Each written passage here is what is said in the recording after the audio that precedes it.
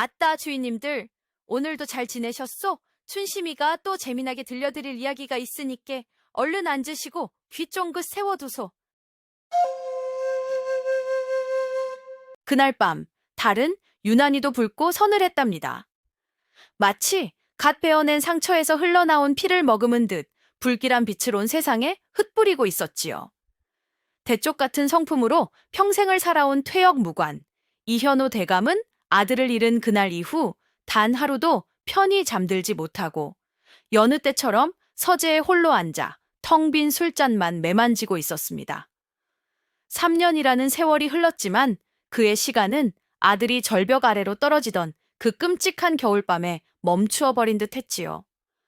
온 집안이 깊은 정적에 잠겨 있던 바로 그때였습니다.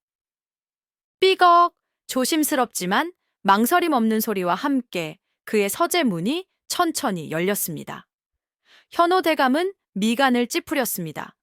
감히 이 야심한 시각에 자신의 허락도 없이 서재의 문을 여는 자가 누구란 말인가. 문틈으로 들어선 것은 뜻밖에도 그의 며느리 서월이었습니다. 3년 전 아들과 함께 절벽에서 떨어졌으나 기적처럼 홀로 살아남은 아이. 하지만 그날 이후 남편 잡아먹은 연이라는 낙인이 찍힌 채 시어머니의 모진 구박과 시아버지의 차가운 외면 속에서 죄인처럼 숨죽여 살아온 가여운 아이. 그녀는 지난 3년간 단 한 번도 시아버지인 현호의 그림자조차 밟으려 하지 않았던 아이였습니다. 그런 그녀가 어찌하여 오늘 밤 이 금단의 문을 열고 들어왔단 말인가. 현호 대감은 불쾌한 심경을 감추지 않고 차갑게 물었습니다. 네가 어인일이냐? 여기가 어디라고 함부로 발을 들여. 서월은 대답 대신 스르르 서재 문을 닫고 안으로 들어섰습니다. 붉은 달빛이 창호지를 뚫고 들어와 그녀의 하얀 소복 위로 기이한 그림자를 드리웠지요. 그녀는 천천히 고개를 들었습니다. 현호 대감은 그 순간 숨을 멈췄습니다. 그녀의 얼굴은 창백했고 맑은 눈망울에는 깊이를 알 수 없는 슬픔이 가득했지만 그 안에는 이전에는 볼 수 없었던 강철처럼 단단하고 서늘한 결의가 이글거리고 있었기 때문입니다. 그리고 현호 대감의 시선은 그녀의 소매 끝에 묻어있는 검붉은 피 자국에가 닿았습니다. 아버님, 마침내 그녀의 마른 입술이 열렸습니다. 그녀의 목소리는 가늘게 떨리고 있었지만 그 안에 담긴 내용은 늙은 대감의 남은 생을 송두리째 뒤흔들 만큼 충격적인 것이었습니다. 아버님, 3년 전 그날 밤 서방님을 죽인 것은 자객이 아니었습니다.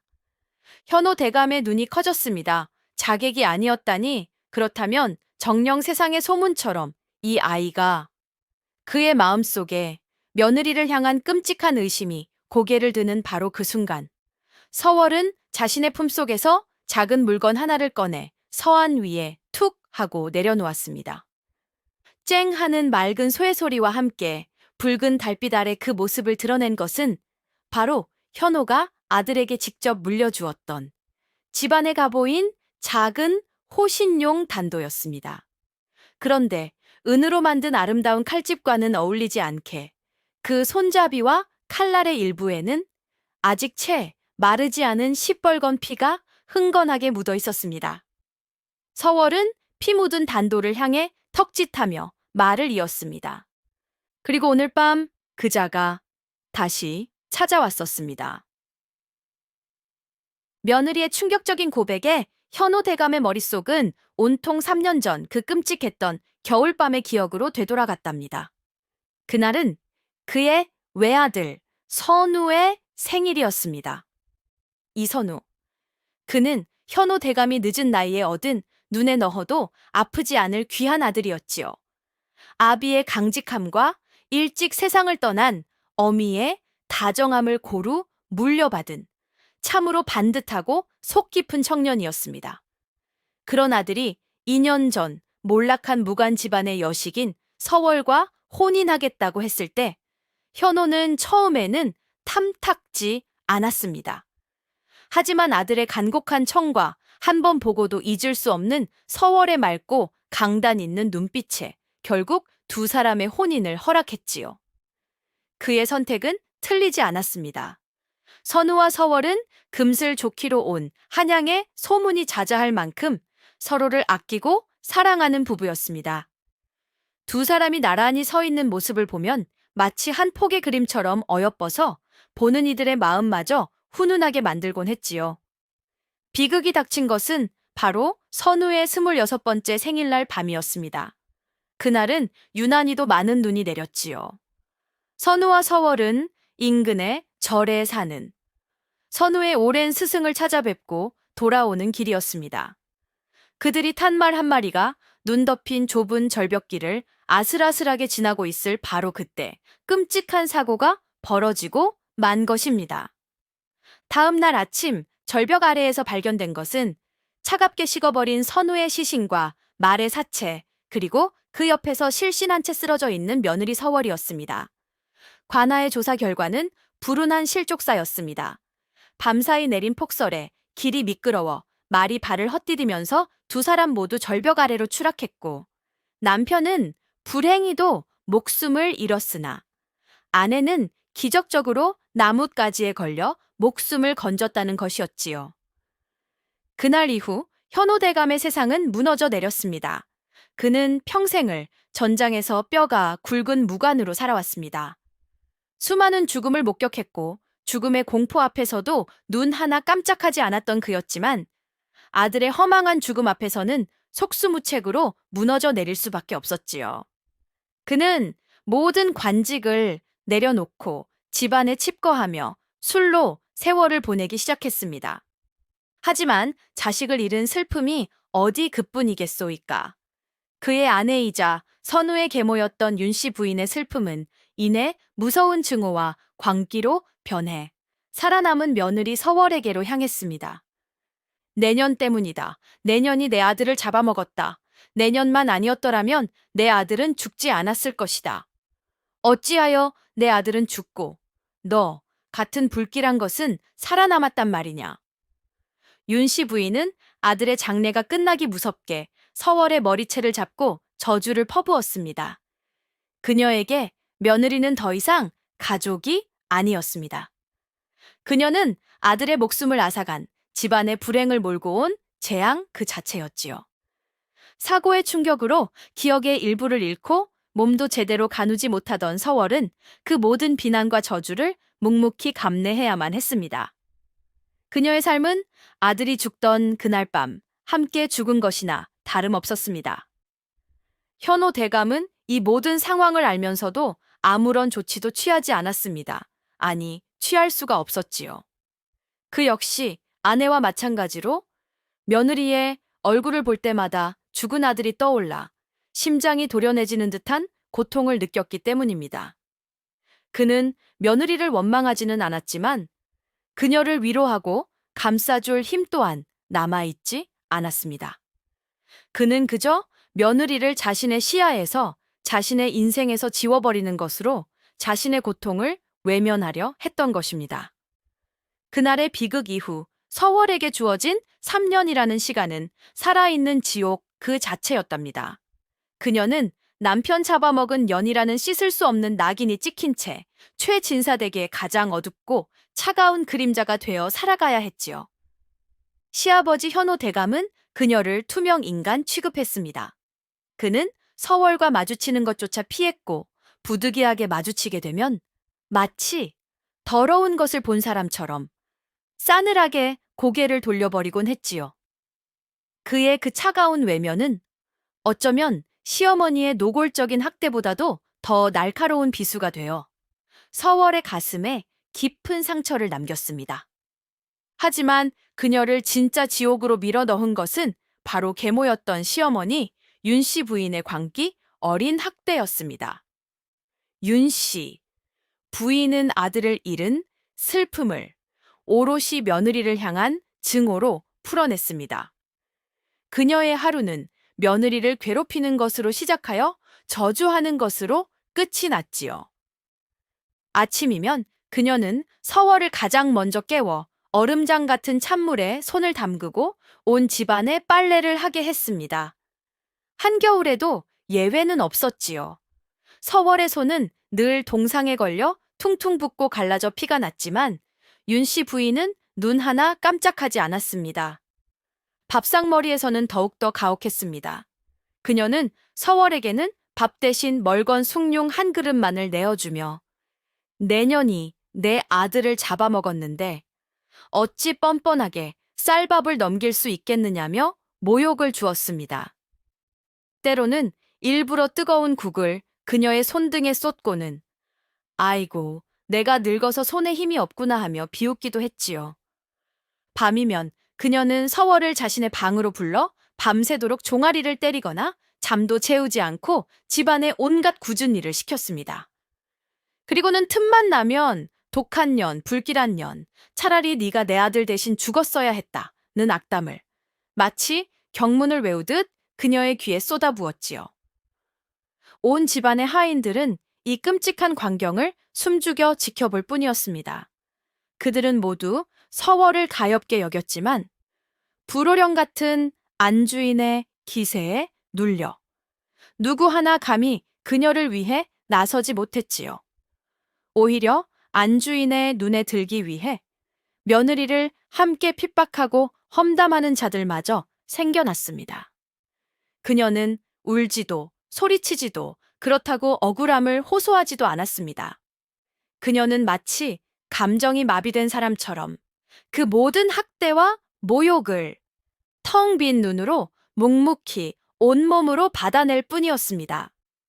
그녀는 하루 중 아주 짧은 시간 모두가 잠든 뒤에야 비로소 자신만의 시간을 가질 수 있었습니다.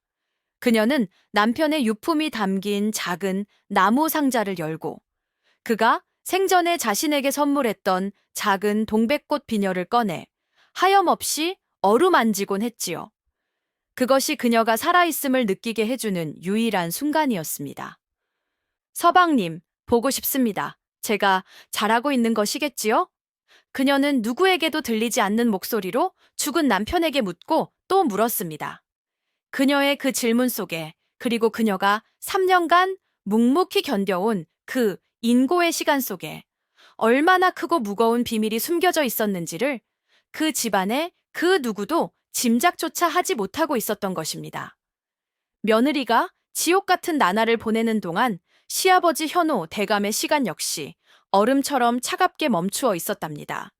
그는 아들을 잃은 후 평생을 바쳤던 관직도 목숨처럼 여겼던 검술 수련도 그 모든 것을 내려놓았습니다. 그는 더 이상 과거의 그 위험 있고 강직했던 무관이 아니었지요. 그는 그저 아들에 대한 그리움과 허망함 속에서 하루하루를 무의미하게 소진하고 있는 늙은이에 불과했습니다. 그의 유일한 낙은 아들의 유품이 남아있는 서재에 홀로 앉아 밤늦도록 술을 마시는 것이었습니다. 그는 술에 취하면 아들이 어릴 적 썼던 낡은 목검을 꺼내 들고 허공을 향해 하염없이 휘둘러 보기도 했고 아들이 남긴 책들을 펼쳐놓고 그의 글씨체를 어루만지며 소리 없이 눈물을 흘리기도 했지요. 그는 아내인 윤 씨 부인이 며느리를 지독하게 학대하고 있다는 사실을 물론 알고 있었습니다.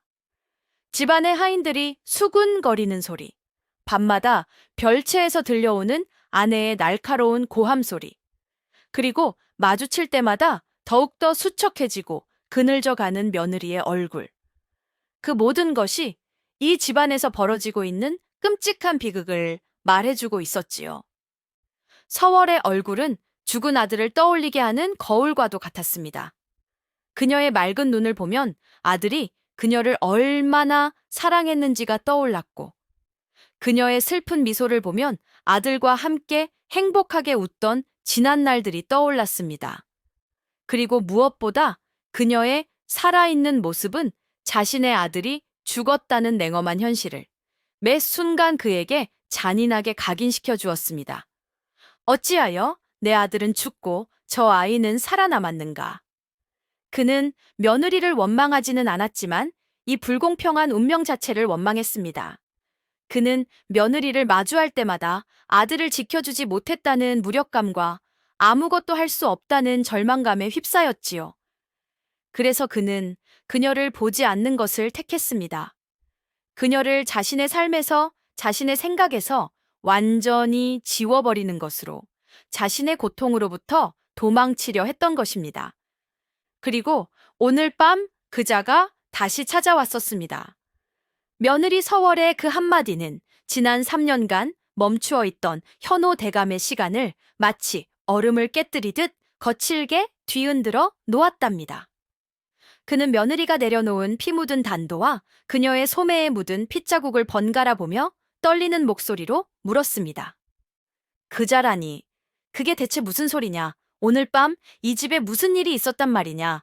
서월은 대답 대신 자신의 오른쪽 팔 소매를 걷어 올렸습니다. 하얀 팔뚝 위로 방금 전 생긴 것이 분명한, 깊고 선명한 칼자국이 그어져 있었고, 그 상처에서는 여전히 붉은 피가 배어나오고 있었지요. 오늘 밤 제가 머무는 별채에 3년 전 그날 밤에 보았던 것과 똑같은 복면을 쓴 자객이 숨어 들어왔었습니다. 그녀의 목소리는 담담했지만 그 안에는 방금 전 겪었을 사투의 흔적이 고스란히 남아 있었습니다. 그 자는 아버님의 서재가 어디인지를 묻더이다. 현호 대감의 등줄기로 식은땀이 흘러내렸습니다. 자객. 그것도 자신의 서재를 찾는 자객이라니. 서월은 말을 이었습니다. 저는 아무것도 모른다고 잡아떼었지만 그 자는 제 목에 칼을 들이밀며 아버님을 해치려 했습니다. 저는 어쩔 수 없이 서방님께서 남기신 이 단도로 그 자와 맞서 싸워야만 했습니다. 그녀의 이야기는 너무나도 충격적이어서 현호 대감은 잠시 아무런 말도 할 수가 없었습니다. 이 조용하고 평화로워 보이는 집 안에서 자신도 모르는 사이에 며느리가 자객과 목숨을 건 사투를 벌였단 말인가. 그 자객은 어찌 되었느냐? 제 힘으로는 당해낼 수가 없었습니다. 이 팔에 상처를 입고 단도를 놓치는 순간 모든 것이 끝났다고 생각했습니다. 허나 마침 순찰을 돌던 김 집사님과 하인들이 몰려오는 소리에 그 자는 저를 죽이는 것을 포기하고 담을 넘어 달아났습니다. 서월은 자신의 상처를 소매로 가리며 서안 위에 단도를 향해 턱짓했습니다.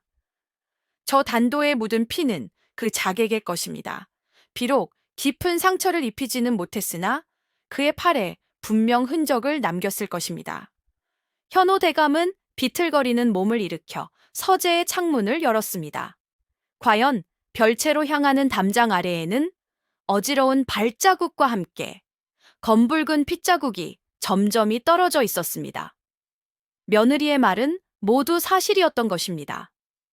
3년이라는 긴 세월 동안 그는 아들을 잃은 슬픔에 빠져 세상 모든 것을 잊고 살아왔습니다. 하지만 보이지 않는 위협은 끝나지 않고 있었습니다. 3년 전 그날 밤의 비극은 아직 끝나지 않은 이야기의 서막에 불과했던 것입니다. 그리고 그동안 자신도 모르는 사이에 이 가녀린 며느리가 홀로 그 위협에 맞서 자신을 지키고 있었다는 사실을 그는 이제야 어렴풋이 깨닫게 된 것입니다. 며느리의 충격적인 고백과 그녀의 팔에 난 깊은 상처는 지난 3년간 슬픔과 무기력의 동굴 속에 갇혀있던 현호 대감을 단숨에 현실로 끄집어냈답니다. 그는 더 이상 술에 취해 과거를 곱씹는 늙은이가 아니었지요. 그의 눈은 평생을 전장에서 보냈던 날카로운 무관의 눈빛으로 되돌아와 서늘하게 빛나고 있었습니다. 그는 즉시 집안의 모든 문을 걸어 잠그고 충직한 김집사를 불러 자객이 남기고 간 흔적들을 샅샅이 조사하기 시작했습니다. 그리고는 며느리 서월을 다시 자신의 서재로 불러 처음으로 그녀와 제대로 마주 앉았습니다. 그는 먼저 자신의 약상자를 꺼내 서툰 솜씨지만 정성스럽게 며느리의 상처를 직접 치료해 주었지요. 서월은 난생 처음 받아보는 시아버지의 따뜻한 손길에 어쩔 줄을 몰라 하며 몸을 움츠렸습니다. 미안하다. 현호 대감이 나직이 말했습니다. 이 늙은 아비가 너무나도 무심했다. 그 한마디 사과에 지난 3년간 단 한 번도 울지 않았던 서월의 눈에서 뜨거운 눈물이 왈칵 쏟아져 내렸습니다. 상처 치료를 마친 현호 대감은 본론으로 들어갔습니다. 그의 목소리는 낮고 진지했지요. 이제 나에게 모든 것을 말해주어야겠다. 3년 전 그날 밤 절벽에서 대체 무슨 일이 있었던 것이냐? 네가 알고 있는 모든 것을 하나도 빠짐없이 사실대로 고하거라. 그의 그 위험 있는 물음 앞에서 서월은 더 이상 진실을 숨길 수 없다고 판단했습니다. 하지만 그녀는 여전히 남편의 마지막 유언과 시어머니에 대한 끔찍한 진실 사이에서 고뇌하며 차마 모든 것을 털어놓지는 못했지요. 그녀는 일단 1차적인 진실만을 고하기로 마음먹었습니다. 아버님, 그날 저희는 말을 타고 절벽길을 지나고 있었습니다. 그런데 갑자기 숲속에서 복면을 쓴 자객 3명이 나타나 저희 앞길을 막아섰습니다. 현호 대감의 미간이 꿈틀거렸습니다. 그들은 다짜고짜 칼을 휘두르며 저희를 공격했습니다. 서방님께서는 저를 말에서 내리게 한 뒤 저를 먼저 안전한 곳으로 피신시키려 하셨습니다. 그리고는 혼자 남아 그 자객들을 막아서려 하셨지요. 서월의 목소리가 가늘게 떨려왔습니다. 그녀의 눈앞에 그날의 끔찍한 광경이 다시 펼쳐지는 듯 했습니다. 서방님께서는 용맹하게 싸우셨지만 수적 열세를 당해낼 수는 없었습니다. 결국 자객들의 칼에 몇 군데를 베이시고 절벽 끝으로 몰리시다가 그만! 그녀는 차마 말을 잇지 못하고 오열하기 시작했습니다. 그 처절한 울음소리만으로도 그날의 비극이 얼마나 끔찍했는지를 충분히 짐작할 수 있었지요. 현호 대감은 주먹을 불끈 쥐었습니다. 그의 온몸이 분노로 떨려왔습니다. 자신의 아들이 불의의 사고로 죽은 것이 아니라 비겁한 암살자들의 칼에 의해 살해당했단 말인가. 그는 깨달았습니다. 아들의 죽음이 단순한 사고가 아니었다는 것을, 그것은 바로 자신을 노리고 계획된 치밀하고도 잔인한 암살 시도였다는 것을. 아들은 자신을 대신하여 자신을 지키려다 죽었던 것입니다. 그리고 저 가여운 며느리는 그 모든 진실을 알고 있었음에도 불구하고 지난 3년간 홀로 그 비밀의 무게를 짊어지고 보이지 않는 적들의 위협 속에서 자신을 묵묵히 지켜왔던 것입니다. 현호 대감의 가슴이 미어지는 듯 했습니다. 그는 아들을 잃은 슬픔을 넘어 이제는 아들을 지켜주지 못했다는 죄책감과 며느리를 오해하고 고통 속에 내버려둔 자신에 대한 깊은 참회, 그리고 아들을 죽인 원수들에 대한 불타는 복수심에 휩싸였습니다. 서월의 입을 통해 아들의 죽음이 단순한 실족사가 아닌 비열한 암살이었다는 진실이 밝혀지자 현호 대감의 서재에는 무겁고도 서늘한 침묵이 흘렀답니다. 현호 대감은 눈을 감고 지난 3년간의 자신의 어리석음을 되새기고 있었지요. 그는 며느리가 그토록 끔찍한 광경을 목격하고도 어찌하여 지금까지 입을 다물고 있었는지 그 이유를 짐작조차 할 수 없었습니다. 그는 천천히 눈을 뜨고 눈물에 젖어 있는 며느리를 바라보며 떨리는 목소리로 물었습니다. 아가, 어찌하여 이토록 무서운 사실을 지금까지 이 아비에게 숨겨왔단 말이냐. 네가 그때 바로 사실을 고했더라면 네가 이리도 억울한 누명을 쓰고 모진 구박을 당하지는 않았을 것을. 그의 목소리에는 원망이 아닌 깊은 안타까움과 미안함이 담겨 있었습니다. 서월은 흐르는 눈물을 소매로 닦으며 힘겹게 입을 열었습니다. 그녀가 3년간 비밀을 지켜온 이유는 너무나도 슬프고도 지고지순한 것이었습니다. 송구, 하옵니다 아버님. 허나 저로서는 그럴 수밖에 없었사옵니다. 그것이 서방님의 마지막 유언이었기 때문입니다. 유언이라니? 선우가 내 아들이 마지막에 무어라 말했단 말이냐? 서월은 그날 밤 절벽 끝에서 벌어졌던 마지막 순간을 떠올렸습니다. 자객들과의 처절한 사투 끝에 치명상을 입고 절벽으로 몰렸던 선우. 그는 더 이상 버틸 힘이 없음을 깨닫고 바위 뒤에 숨어 떨고 있는 아내 서월에게 마지막 힘을 다해 기어가 손을 내밀었더랬지요. 부인, 내 말 잘 들으시오. 그의 입에서는 붉은 피가 쏟아져 나오고 있었습니다. 나는 이제 틀렸소. 허나 부인은 살아야 하오. 서방님, 아니 도옵니다. 저를 두고 가시면 아니 도옵니다. 선우는 아내의 눈물을 닦아주며 힘겹게 말을 이었습니다. 저 자들은 아버님을 노리고 온 자들이요. 내가 죽고 나면 저들은 분명 아버님을 다시 노릴 것이요. 부인, 내 마지막 부탁이요. 부디 무슨 일이 있어도 아버님을 지켜주시오. 그리고 오늘 밤의 일은 아무에게도 말하지 마시오. 이것은 그저 불운한 사고였다고 그리 말해주시오. 어찌 그럽니까? 만약 이 일이 암살이었다는 것이 밝혀지면 아버님께서는 평생을 복수심에 사로잡혀 위험한 싸움에 몸을 던지실 것이오. 나는 아버님께서 남은 여생이 남아 평온하게 보내시기를 바라오. 그러니 부디 이 모든 것을 부인의 가슴에 묻어주시오. 그것이 불효한 아들이 아버님께 드리는 마지막 효도요. 선우는 그 말을 끝으로 아내의 손을 놓치고 절벽 아래의 어둠 속으로 떨어져 내렸던 것입니다. 서월은 오열하며 남편의 마지막 유언을 밝혔습니다. 그녀가 지난 3년간 그 모든 억울함과 학대를 묵묵히 견뎌냈던 것은 단지 인내심이 강해서가 아니었습니다. 그것은 바로 죽은 남편과의 약속, 즉 시아버지의 평온한 노년을 지켜드리고자 했던 그녀의 숭고한 희생이었던 것입니다.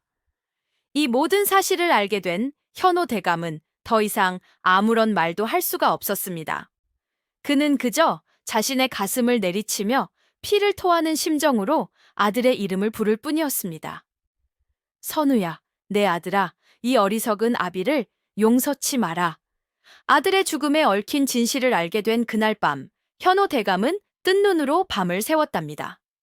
그의 머릿속은 아들에 대한 그리움, 원수에 대한 분노, 그리고 며느리에 대한 미안함이 뒤섞여 그야말로 거대한 소용돌이치고 있었지요. 그는 날이 밝자마자 중대한 결심을 굳힌 듯 서재를 나섰습니다. 아침이 되자 윤 씨 부인은 여느 때처럼 며느리에게 아침 문안 인사를 오라 명했습니다. 그녀는 간밤에 며느리가 시아버지의 서재에 불려 들어갔다는 사실을 전해 듣고 필시 저 요망한 것이 시아버지에게 꼬리를 치러 갔을 것이다라며 더욱더 독이 올라 있었지요. 서월이 창백한 얼굴로 그녀의 방문 앞에 무릎을 꿇고 인사를 올리자마자 윤 씨 부인은 문을 박차고 나와 다짜고짜 그녀의 머리채를 거칠게 잡아챘습니다. 이 천하의 몹쓸 년, 밤새 어디서 쏘다니다가 이제야 기어들어오는 것이냐. 내년이 기어이 이 집안을 통째로 홀려 내년의 발밑에 두려는 수작이지. 그녀가 손을 들어 며느리의 뺨을 내려치려 하는 바로 그 순간이었습니다. 어디선가 바람처럼 나타난 현호 대감이 벼락 같은 고함과 함께 아내의 팔목을 거칠게 낚아챘습니다. 멈추시오. 현호 대감의 그 서슬퍼런 기세에 윤 씨 부인은 물론 주변에 있던 하인들까지 모두 얼어붙고 말았지요. 지난 3년간 집안일에 조금도 관여하지 않고 죽은 사람처럼 지내던 대감이 처음으로 보인 분노였습니다. 당신, 이게 무슨 짓이요? 어찌하여 전연을 감싸는 것이요? 윤 씨 부인이 당황하여 소리쳤습니다. 현호 대감은 아내의 손을 뿌리치고 바닥에 쓰러져 있는 며느리를 직접 부축하여 일으켜 세웠습니다. 그리고는 아내를 싸느라고도 경멸적인 눈빛으로 쏘아보며 나직하지만 온 집안에 울릴 만큼 단호한 목소리로 말했지요. 그만두시오. 우리 며느리, 당신이 잠든 사이, 당신이 모르는 사이. 죽은 아들의 목숨값을 대신하며 정말 어렵게 살았소. 그의 그 한마디는 천둥과도 같았습니다. 우리 며느리. 그는 처음으로 서월을 자신의 며느리로, 자신의 사람으로 인정하고 모두의 앞에서 그녀의 편에 선 것입니다. 목숨 값이라니 그게 대체 무슨 해괴망측한 소리요?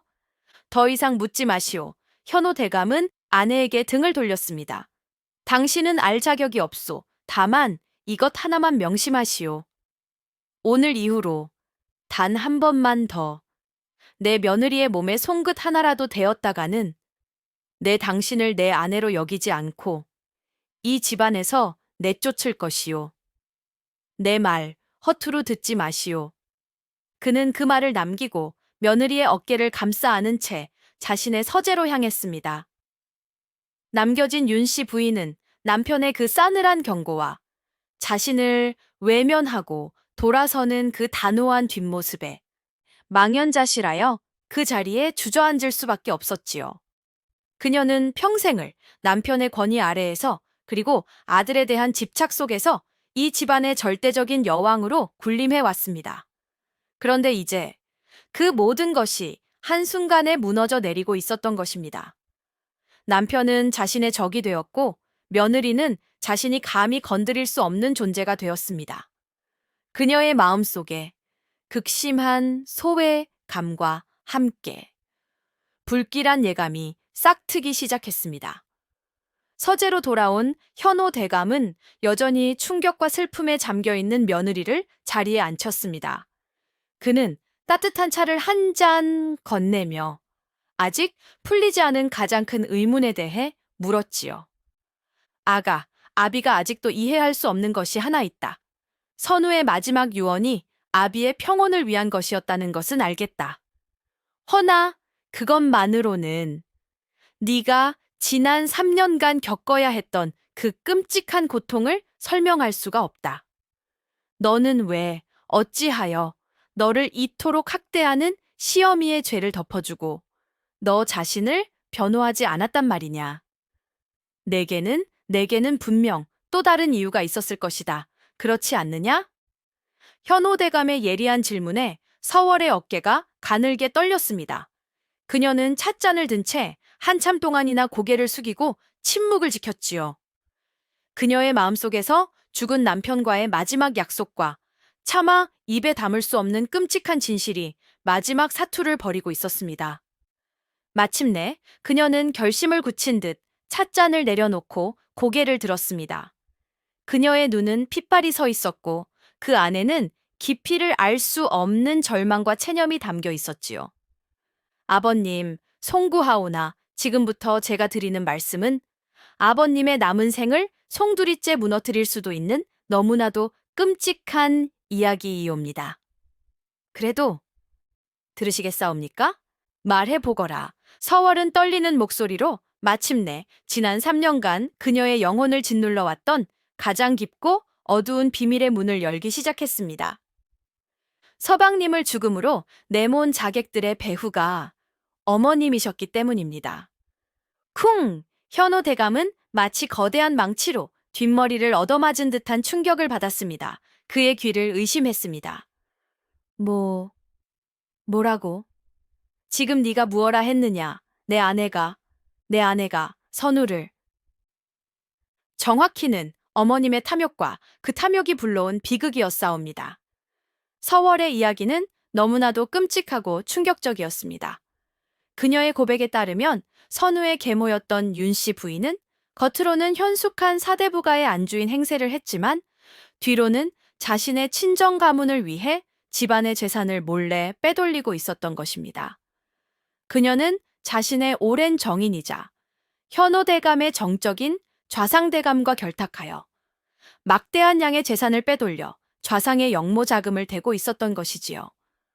선우는 우연한 기회에 계모의 이러한 끔찍한 비밀을 알게 되었습니다. 그는 충격과 분노에 휩싸여 이 모든 사실을 아버지에게 고하려 했지요. 어머니, 어찌 이런 끔찍한 짓을 벌이십니까? 이것은 단순한 재산 빼돌리기가 아니라 가문을, 나아가 이 나라를 위협하는 역모입니다. 당장 아버님께 모든 것을 고하고 용서를 비십시오. 하지만 윤 씨 부인은 반성하기는커녕 자신의 죄가 드러날 것을 두려워했습니다. 그녀는 좌상에게 달려가 아들이 모든 것을 알게 되었으니 잠시 입을 막을 수 있도록 겁만 좀 주어 달라고 부탁했습니다. 하지만 좌상은 후환을 없애기 위해 겁만 주라는 그녀의 말을 무시하고 아예 선우를 영원히 제거해버리기로 마음먹었던 것입니다. 그가 보낸 자객들이 바로 3년 전 그날 밤 절벽에서 선우를 살해한 자들이었습니다. 서월의 입을 통해 아들의 죽음 뒤에 숨겨진 끔찍한 진실이 모두 밝혀지자 현호 대감의 서재에는 죽음과도 같은 침묵이 흘렀답니다. 그는 자신이 평생을 함께 해온 아내가 자신의 등 뒤에서 가문을 배신하고 심지어는 아들의 죽음에까지 연루되어 있었다는 사실을 도저히 믿을 수가 없었지요.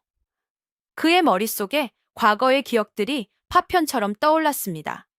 윤 씨 부인, 그녀는 현호 대감의 첫 번째 부인이자 선우의 친모가 병으로 세상을 떠난 뒤 가문 간의 정략으로 맞아들인 후처였습니다. 그녀는 늘 상냥하고 현숙했으며 피 한 방울 섞이지 않은 의부사들 선우에게도 지극한 정성을 다하는 것처럼 보였지요. 현호는 그런 그녀를 완전히 믿고 집안의 모든 대소사를 맡겨왔던 것입니다. 하지만 그 모든 것이 거짓된 연기였단 말인가. 그녀의 그 상냥한 미소 뒤에 그토록 시커먼 탐욕과 배신이 숨겨져 있었단 말인가. 말도 안 된다. 그럴 리가 없어.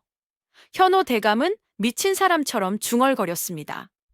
하지만 서월이 내놓는 증거들은 너무나도 명백했습니다. 그녀는 그날 이후 남편의 유언을 지키는 동시에 언젠가 진실을 밝혀야 할 때를 대비해 몰래 증거들을 모아왔던 것입니다. 이것은 서방님께서 돌아가시기 직전 제게 건네주신 어머님과 좌상 대감이 주고받은 밀서의 일부입니다. 그리고 이것은 어머님께서 가문의 재산을 빼돌린 내역을 적어두신 비밀 장부의 흔적입니다. 서방님께서는 이 모든 것을 아버님께 드리려 하셨습니다. 서월이 내민 빛바랜 종이 조각들 위에는 그의 아내와 정적의 이름이 부정할 수 없는 증거가 되어 새겨져 있었습니다. 현호 대감은 비로소 깨달았습니다. 아들 선우가 죽기 몇 달 전부터 어딘지 모르게 그늘진 얼굴로 아버님, 혹 집안의 재산이 예전 같지 않다고 느끼신 적은 없으십니까? 하고 조심스럽게 물어왔던 것을. 또한 계모인 윤씨 부인에 대해 어머님께서는 너무 사람을 쉽게 믿으시는 것 같습니다. 라며 애둘러 걱정을 표했던 것을. 그는 그때 아들의 그 미묘한 경고들을 그저 젊은 아들의 치기 어린 걱정으로 치부하고 넘겨버렸던 자신의 어리석음을 뼈 저리게 후회했습니다. 만약 그때 자신이 조금만 더 아들의 말에 귀를 기울였더라면 이 모든 비극을 막을 수 있었을지도 모릅니다. 그는 또한 아들이 죽은 뒤 아내가 보였던 그 광기 어린 슬픔이 어쩌면 진정한 애도가 아니라 자신의 죄를 덮기 위한 혹은 예상치 못한 아들의 죽음에 대한 충격과 죄책감에서 비롯된 뒤틀린 발악이었을지도 모른다는 생각에까지 미쳤습니다.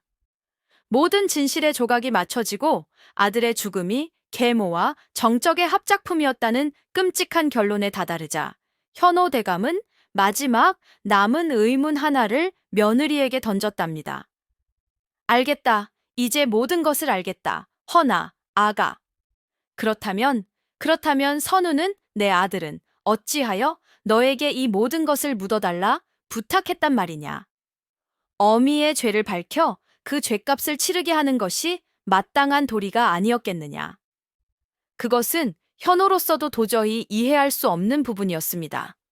아무리 피가 섞이지 않은 계모라지만 자신의 죽음에 연루된 어미의 죄를 어찌하여 덮어주려 했단 말인가. 서월은 눈물을 삼키며 그날 밤 절벽 끝에서 죽어가던 남편이 남겼던 마지막 유언을 한마디 한마디 힘겹게 전하기 시작했습니다.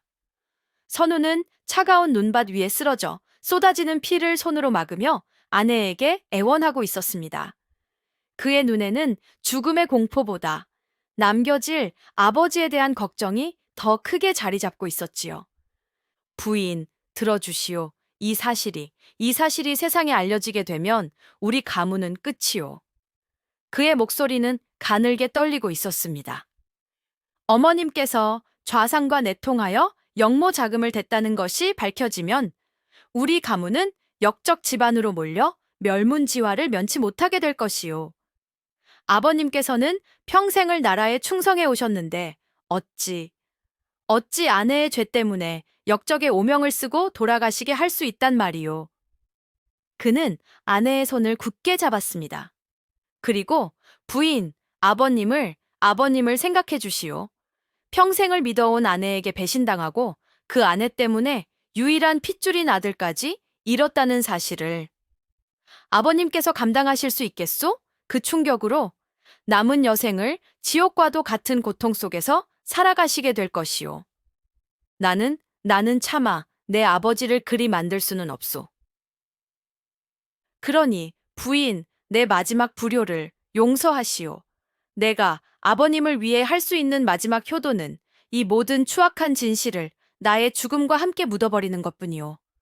부디 아버님을 위해 이 모든 것을 불운한 사고였다고 그렇게 위장해 주시오. 선우는 마지막으로 아내에게 가장 무겁고도 잔인한 부탁을 남겼습니다. 그리고 부인, 내가 없더라도 부디 아버님의 곁을 지켜주시오. 저 보이지 않는 칼날로부터 아버님을 지켜드려야 하오. 미안하오. 부인, 이 모든 짐을 당신에게만 지우게 되어서 정말 미안하오. 그것이 아들이 남긴 마지막 유언이었습니다. 서월은 울며 말했습니다. 그래서 저는 서방님의 유언을 지켜야만 했습니다. 아버님의 명예를 지키고 아버님의 마음을 지켜드리기 위해 저는 기꺼이 남편 잡아먹은 연이 되기를 자처했던 것입니다. 그리고 지난 3년간 어머님을 자극하지 않고 그분의 죄를 덮어주며 보이지 않는 곳에서 아버님을 지켜왔던 것입니다. 아들의 마지막 유언과 며느리의 숭고한 희생에 얽힌 모든 진실을 알게 된 현호 대감은 그야말로 땅을 치고 통곡했답니다. 그의 가슴 속에서는 아내에 대한 참을 수 없는 분노와 며느리에 대한 미안함, 그리고 아들을 지켜주지 못한 자신에 대한 깊은 자책감이 마치 거대한 화산처럼 폭발하고 있었지요. 선우야, 내 아들아, 이 어리석은 아비를 용서치 마라. 네가 그리도 지키려 했던 아비가 정작 너의 깊은 속도 모르고 네 아내를 이리도 고통 속에 내버려 두었구나. 그는 자신의 가슴을 몇 번이고 내리쳤습니다. 평생을 강직하게 살아왔다고 자부했지만 정작 자신의 집 안에서 벌어지는 추악한 진실과 아들의 고통, 며느리의 희생을 그는 단 하나도 꿰뚫어 보지 못했던 것입니다. 그는 자신이 얼마나 어리석고 무능한 가장이었는지를 뼈저리게 깨닫고 있었지요. 한참을 오열하던 현호 대감은 마침내 눈물을 닦고 자리에서 일어났습니다. 그는 조용히 울고 있는 며느리 서월의 앞으로 다가갔습니다. 그리고는 아무런 망설임 없이 그녀의 발 앞에 자신의 굳건한 무릎을 꿇었습니다. 아버님, 이게 무슨, 어서 일어나셔요. 서월은 기겁하며 그를 부축하려 했지만 현호 대감은 꿈쩍도 하지 않았습니다. 그는 고개를 숙인 채 떨리는 목소리로 자신의 깊은 참회를 고백했습니다. 아가, 이 아비를 용서해다오. 나는 너의 시압이 될 자격이 없다. 나는 내 아들의 마지막 유언을 욕되게 한 죄인이요. 너의 그 숭고한 희생을 짓밟은 어리석은 놈이다. 부디 이 죄 많은 늙은이의 사죄를 받아다오. 그는 흙바닥에 자신의 이마를 조아렸습니다. 한평생 그 누구에게도 고개를 숙여본 적 없는 대쪽 같던 그가 자신의 모든 자존심을 버리고 며느리에게 용서를 구하고 있었던 것입니다. 서월은 눈물을 흘리며 시아버지와 함께 무릎을 꿇었습니다. 아니옵니다, 아버님. 어서 일어나셔요. 아버님께서는 아무런 죄가 없으십니다. 이 모든 것은 저희에게 닥친 기구한 운명 탓일 뿐입니다. 그날 이후 현호 대감과 며느리 서월의 관계는 완전히 새로운 국면으로 접어들었답니다. 현호 대감은 더 이상 슬픔에 잠겨 술로 세월을 보내지 않았습니다. 그는 매일 새벽 먼지를 뒤집어 쓴 채 서재 구석에 처박혀 있던 자신의 검을 꺼내 날카롭게 갈기 시작했지요. 그의 눈빛은 다시 예전의 그 명장의 눈빛으로 돌아와 있었고 그의 몸에서는 녹슬지 않은 무인의 기계가 뿜어져 나왔습니다. 그들의 첫 번째 목표는 아내이자 계모인 윤 씨 부인과 그녀의 정인이자 정적인 좌상 대감의 죄를 입증할 결정적인 증거를 찾아내는 것이었습니다. 서월이 가지고 있던 밀서 조각과 장부의 흔적만으로는 저 교활한 뱀 같은 자들을 단죄하기에 부족했기 때문이지요. 두 사람은 윤 씨 부인과 좌상의 눈을 피하기 위해 철저한 이중 생활을 시작했습니다. 낮에는 예전처럼 현호 대감은 서재에 틀어박혀 술을 마시는 척했고, 서월은 별채에서 조용히 지내는 척 연기를 했습니다. 하지만 밤이 되면 두 사람은 서재의 비밀리에 모여 촛불 아래에서 머리를 맞대고 앞으로의 계획을 치밀하게 세워나갔지요. 좌상, 그자는 성품이 교활하고 의심이 많아 자신의 약점이 될 만한 것은 결코 남겨두지 않는 자입니다. 필시, 어머님과의 모든 거래 내역과 서신들을 아무도 모르는 곳에 숨겨두었을 것입니다. 내 말이 맞다. 그의 집을 뒤지는 것은 불가능에 가까울 터. 그렇다면 그의 가장 가까운 수하를 먼저 공략하여 내부에서부터 무너뜨리는 수밖에 없겠구나. 시아버지는 수십 년간의 정치적 경륜과 적에 대한 정보를 제공했고, 며느리는 여성 특유의 섬세함과 날카로운 통찰력으로 계획의 허점을 보완했습니다. 두 사람의 지혜가 합쳐지니 그들의 계획은 한치의 오차도 없이 정교해져 갔지요. 또한 현호 대감은 며느리에게 숨겨져 있던 놀라운 잠재력을 발견하게 되었습니다. 그는 서월이 단순히 마음만 강인한 여인이 아니라 무인의 피를 물려받아 보통 산에 못지않은 담력과 민첩함을 지니고 있음을 간파한 것입니다. 아가, 너는 혹 무예를 배워볼 생각이 없느냐? 이 험한 싸움에서 네 몸 하나쯤은 스스로 지킬 수 있어야 한다. 서월은 망설임 없이 고개를 끄덕였습니다. 그녀 역시 더 이상 연약하게 보호만 받는 존재가 아니라 시아버지의 곁에서 함께 싸우는 전우가 되기를 간절히 바랐기 때문입니다. 그날부터 서재에서는 또 다른 비밀스러운 움직임이 시작되었습니다. 밤늦도록 현호 대감은 며느리에게 자신이 평생을 연마해온 검술의 기초와 단도를 이용한 호신술을 가르치기 시작했지요. 며느리는 놀라운 속도로 무예를 습득해 나갔고, 그녀의 몸놀림은 점점 더 날카롭고 매서워졌습니다. 시아버지와 며느리의 비밀스러운 동맹이 맺어진 후 그들의 복수를 위한 첫 번째 움직임은 바로 집안의 내부 조력자를 확보하는 것이었답니다. 그리고 그 적임자는 이미 정해져 있었지요. 바로 대대로 이 집안을 섬겨온 충직한 늙은 집사, 김 집사였습니다. 현호 대감은 김 집사를 조용히 서재로 불러 그동안 있었던 모든 진실을 털어놓았습니다. 아들의 죽음이 암살이었으며 그 배후에 안주인인 윤 씨 부인이 연루되어 있다는 충격적인 사실을 말이지요. 김 집사는 모든 이야기를 듣고 눈물을 흘리며 땅바닥에 엎드렸습니다. 대감 마님, 소인이 죽을 죄를 지었사옵니다. 실은 소인도 도련님께서 돌아가시기 전 마님의 수상한 행적에 대해 어렴풋이 눈치채고 있었사옵니다. 김 집사의 고백에 따르면 그는 오래전부터 윤 씨 부인이 밤중에 몰래 외간 남자와 밀회를 하거나 집안의 재물을 친정으로 빼돌리는 듯한 정황들을 몇 번이고 목격했다고 합니다.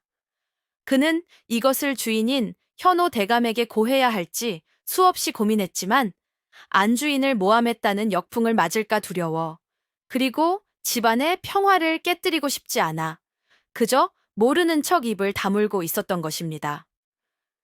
도련님께서 돌아가시기 며칠 전 저를 찾아와 김 집사, 무슨 일이 있어도 내 아버지를 부탁하네. 그리고 내 아내를, 서월이를 꼭 지켜주시게 라는 의미심장한 말씀을 남기셨습니다. 그때 도련님의 뜻을 헤아리고 대감 마님께 모든 것을 아뢰었어야 했는데 소인이 미련하여 이 모든 비극을 막지 못했사옵니다. 김 집사는 자책하며 오열했습니다. 현호 대감은 그의 어깨를 두드리며 그를 위로했지요. 이제라도 늦지 않았네. 지금부터 자네가 죽은 내 아들의 눈과 귀가 되어 나를 도와주어야겠네. 충직한 김집사라는 든든한 조력자를 얻게 되자 그들의 계획은 급물살을 타기 시작했습니다. 김집사는 자신의 오랜 연륜과 집안 사정에 대한 해박한 지식을 이용해 윤 씨 부인의 약점을 파고들기 시작했지요. 그는 윤 씨 부인의 가장 가까운 몸종에게 그녀의 아픈 노모의 약값을 대준다는 명목으로 접근하여 그녀를 매수하는데 성공했습니다. 그리고 그 몸종을 통해 윤 씨 부인이 좌상과 주고받은 밀서들을 숨겨두는 장소와 그녀가 재산을 빼돌린 내역을 기록해둔 비밀 장부가 있다는 사실을 알아냈지요. 그날 밤 현호 대감과 서월 그리고 김 집사는 윤 씨 부인이 좌상과의 밀회를 위해 집을 비운 틈을 타 그녀의 방을 급습했습니다. 그리고 마침내 그녀의 화려한 장롱 깊숙한 곳에 숨겨져 있던 이중 바닥 아래에서 그들이 그토록 찾아 헤매던 결정적인 증거들을 찾아내는데 성공했습니다. 그곳에는 좌상이 보낸 연서들과 함께 선우 그 아이를 처리해주게라는 섬뜩한 내용이 암시된 밀서, 그리고 지난 몇 년간 가문의 재산을 빼돌려 좌상의 영모 자금으로 보낸 내역이 낱낱이 기록된 피할 수 없는 증거인 비밀 장부가 고스란히 숨겨져 있었습니다. 모든 증거를 손에 쥔 현호 대감의 눈에서 불타는 분노의 불꽃이 이글거렸습니다. 이제 복수를 위한 칼은 뽑혔습니다. 남은 것은 저 추악한 자들의 심장을 겨누는 일뿐이었지요. 남편과 며느리의 관계가 이전과 달리 급격히 가까워지고 집안의 분위기가 어딘지 모르게 심상치 않게 돌아가자 계모인 윤 씨 부인은 극심한 불안감에 휩싸이기 시작했답니다. 특히 자신의 일거수일투족을 꿰뚫어 보는 듯한 남편의 그 차가운 눈빛과 더 이상 자신을 두려워하지 않고 당당하게 맞서는 며느리의 그 강인한 모습은 그녀의 목을 옥죄는 올가미처럼 느껴졌지요. 그녀는 직감했습니다. 저것들이 무언가 알아챘다. 선우 그 아이의 죽음에 얽힌 비밀을 저것들이 알아버린 것이 틀림없다. 그녀의 불안감은 그녀가 가장 믿었던 몸종이 어느 날 갑자기 병을 핑계로 고향으로 돌아가 버리고 자신이 숨겨두었던 비밀 장부가 사라진 것을 발견했을 때 마침내 확신으로 바뀌었습니다. 그녀는 공포에 질렸습니다. 이대로 가다가는 자신의 모든 죄악이 만천에 드러나고 비참한 최후를 맞이하게 될 것이 뻔했습니다. 궁지에 몰린 쥐가 고양이를 물듯 그녀는 이 상황을 타개하기 위해 더욱더 악랄하고 위험한 마지막 발악을 하기로 결심했습니다. 그녀는 밤중에 몰래 집을 빠져나와 자신의 유일한 동아줄이자 공범인 좌상 대감을 찾아갔지요. 대감, 큰일 났사옵니다. 그녀는 다짜고짜 좌상의 앞에 엎드려 울며 불며 매달렸습니다. 제 남편과 그 요망한 며느리년이 3년 전의 일을 모두 알아챈 듯하옵니다. 그들이 대감과 저의 관계, 그리고 선우 그 아이의 일까지 모든 증거를 손에 쥔 것 같사옵니다. 이대로 있다가는 우리 둘 다 역적으로 몰려 목이 달아나게 될 것입니다. 좌상 역시 현호 대감의 움직임이 심상치 않다는 것을 보고받고 상황을 예의주시하고 있던 참이었습니다. 윤 씨 부인의 그 다급한 보고는 그의 불안한 마음에 불을 지피는 꼴이 되었지요. 쯧쯧 아둔한 계집, 일처리가 이리도 허술해서야 결국 이 지경을 만들었구나. 좌상은 혀를 차면서도 재빨리 머리를 굴리기 시작했습니다. 이대로 모든 것이 밝혀진다면 자신 또한 무사하지 못할 것입니다. 그렇다면 방법은 단 하나뿐이었습니다. 부인, 너무 염려 마시오. 좌상은 윤 씨 부인을 안심시키며 뱀처럼 차가운 미소를 지었습니다. 호랑이를 잡으려면 호랑이 굴로 들어가야 하는 법. 이럴 때일수록 우리가 먼저 선수를 쳐야지요. 저것들이 증거를 가지고 관하로 가기 전에 저것들의 숨통을 먼저 끊어버리면 모든 것이 깨끗하게 해결될 것이 아니겠소. 그는 윤 씨 부인에게 현호 대감과 서월을 한꺼번에 제거할 잔인하고도 치밀한 마지막 함정을 제안했습니다. 윤 씨 부인은 잠시 망설였지만 이미 돌아올 수 없는 강을 건넜다고 생각한 그녀는 결국 좌상의 그 끔찍한 제안에 동의하고 말았지요.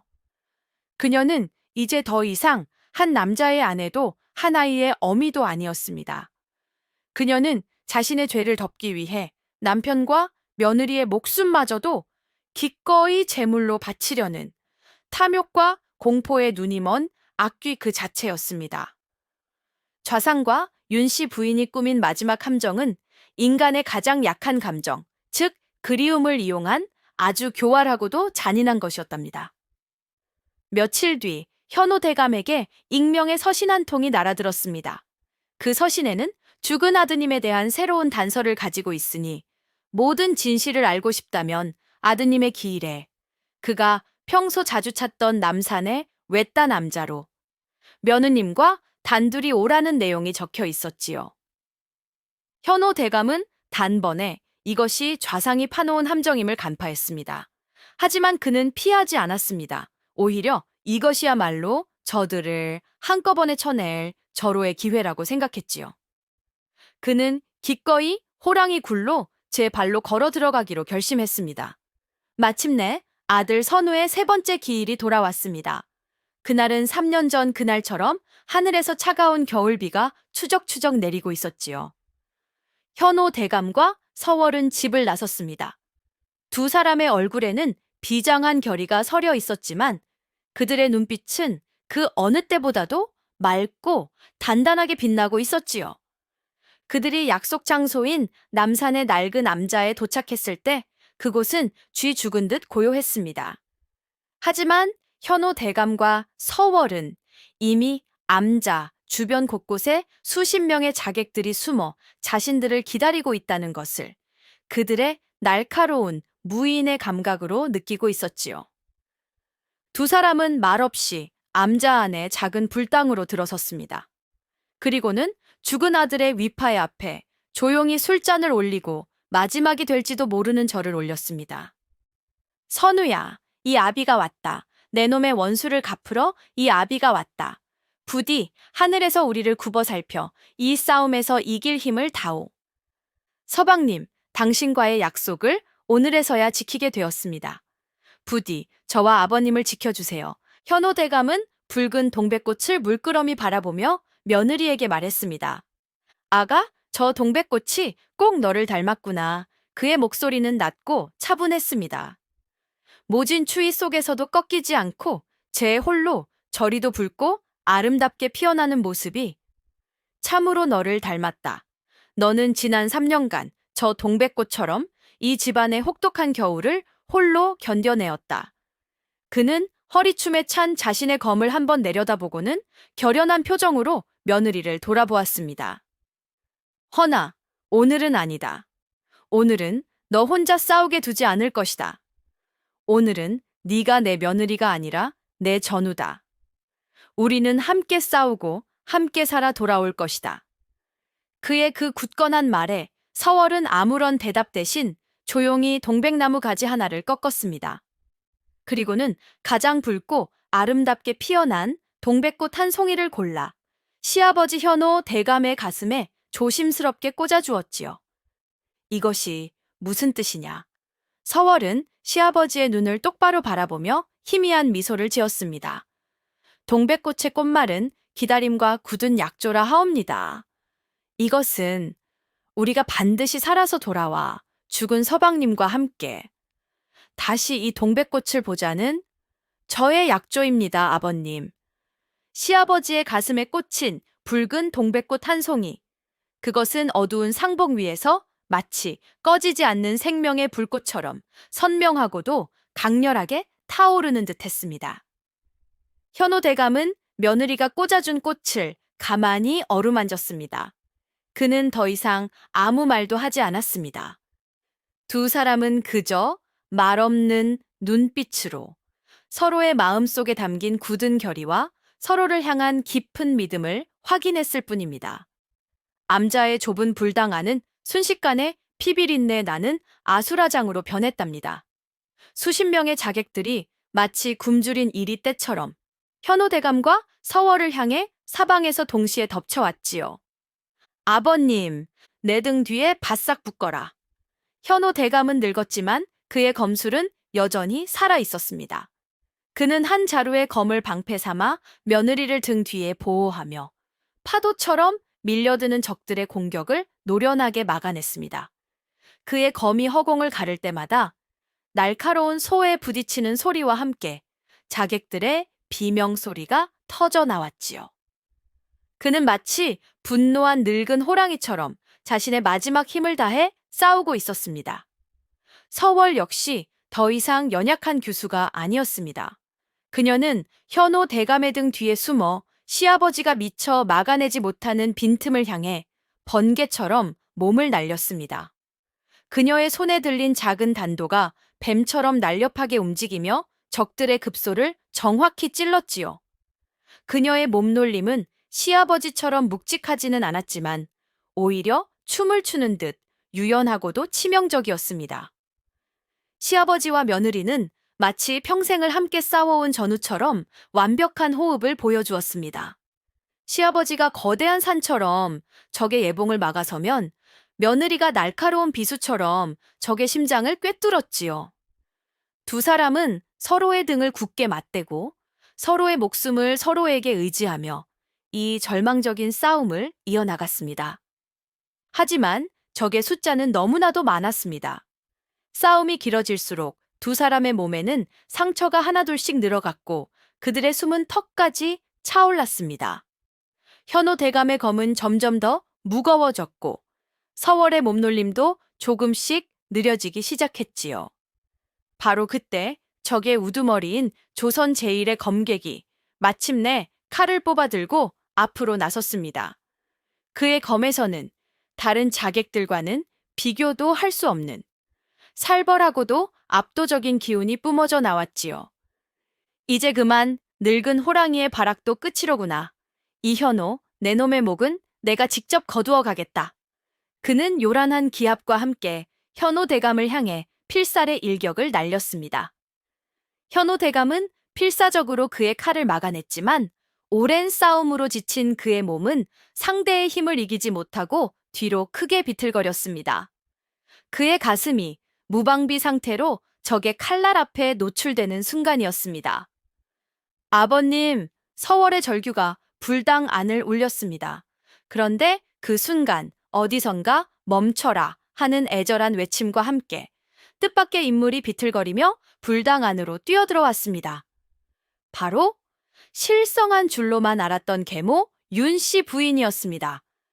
그녀가 어찌 이곳에 나타났는지는 알 수 없었으나 그녀는 넋이 나간 사람처럼 남편과 며느리가 피투성이로 싸우고 있는 이 끔찍한 광경을 보고는 마침내 자신의 어리석음이 어떤 결과를 낳았는지를 깨달은 듯 피를 토하는 심정으로 절규한 것이었지요.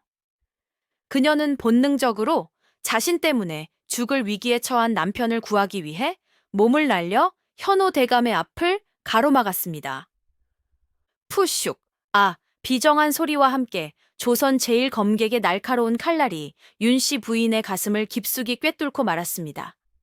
그녀의 입에서 붉은 피가 왈칵 쏟아져 나왔고 그녀의 몸은 힘없이 현호 대감의 품으로 쓰러져 내렸지요. 모든 움직임이 멎었습니다. 자객들조차 이 예상치 못한 비극적인 광경에 잠시 칼을 거두고 멍하니 서 있을 뿐이었습니다.